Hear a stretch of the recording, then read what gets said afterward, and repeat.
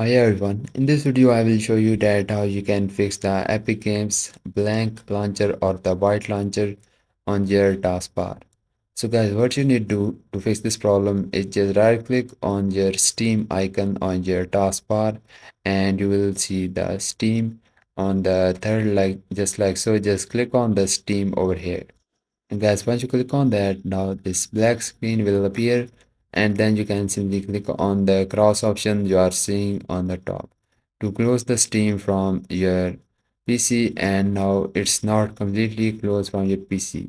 You can simply click on this menu icon and then click on the Steam you are seeing in this menu. And guys, once you click on that, now you can just simply click on the store. Now the Steam will going to appear and your problem is fixed. I have recently this problem and I fixed this problem with this method and hope this worked for you, and if yes, please don't forget to like this video because this is the only motivation for me, and I will see you guys in the next video.